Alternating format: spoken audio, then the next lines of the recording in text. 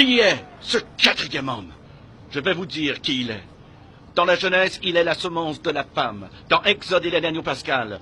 Dans Lévitique, un grand prêtre. Dans Nombre, une colonne de nuée le jour et une colonne de feu la nuit. Dans Deutéronome, il est le prophète comme Moïse. Dans Josué, il est le capitaine de notre salut. Dans Juge, il est notre juge et législateur. Ruth, il est le rédempteur. 1 et 2 Samuel, il est un prophète de confiance. Dans Roi et Chronique, notre roi qui règne. Dans Esdras, le scribe fidèle. Dans Néhémie, le reconstructeur des murs détruits de la vie humaine. Dans Esther, notre Mardoché. Dans Job, il est l'aurore du ciel et notre éternel rédempteur. Dans Psaume, l'Éternel notre berger. Dans Proverbe et Ecclésiaste, notre sagesse. Dans Cantique des Cantiques, il est l'amoureux de l'époux. Dans Ésaïe, il est le prince de paix. Dans Jérémie, il est le germe juste. Dans Lamentation, le prophète qui pleure. Dans Ézéchiel, l'homme aux 4 visages. Dans Daniel, le 4e homme de la fournaise ardente. Dans Osée, il est le mari fidèle pour toujours marié au rétrograde. Dans Joël, celui qui baptise du Saint-Esprit et de feu. Dans Amos, le porteur de fardeau. Dans Abdias, puissant sauveur. Dans Jonas, notre grand missionnaire. Dans Michée, le messager au beau pied. Dans Nahum, le vengeur des élus de Dieu. Dans Habacuc, l'évangéliste de Dieu criant « Accomplis ton œuvre dans le cours des années ». Dans Sophonie, le sauveur. Dans Agé, le restaurateur de l'héritage perdu. Dans Zacharie, la fontaine ouverte dans la maison de David pour le péché et l'impureté. Dans Malachie, le soleil de la justice s'élevant avec la guérison sur ses ailes. Qui est ce quatrième homme?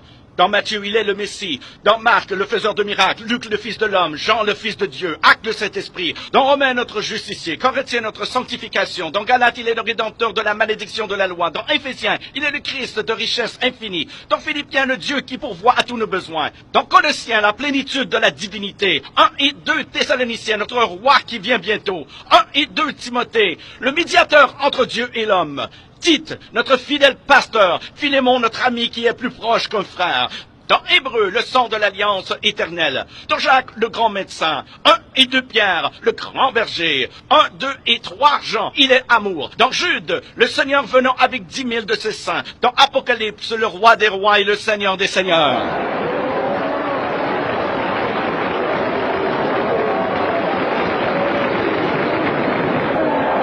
Qui est ce quatrième homme? Je vais vous dire qui il est. C'est le sacrifice d'Abel. L'arc-en-ciel de Noé, le bélier d'Abraham, le pluie d'Isaac, l'échelle de Jacob, les fardeaux d'Ézéchias, le sceptre de Judas, la verge de Moïse, le manteau d'Élie, le bâton d'Élisée, la corne d'huile de Samuel, la fronde de David, la figue hâtive d'Ésaïe, le cadran solaire d'Ézéchias, les mouchoirs et le linge de Paul, le rocher de Pierre, la cité de perles de Jean. Il est un mari pour les veuves, un père pour les orphelins, pour ceux qui voyagent en pleine nuit. Il est l'étoile brillante du matin, pour ceux qui marchent dans une vallée solitaire. Il est le lys des champs, la rose des sables, le sarment de vie et le miel du rocher. Qui est-il? Qui est le quatrième homme? Il est Jésus! Il est Jésus, le Fils de Dieu!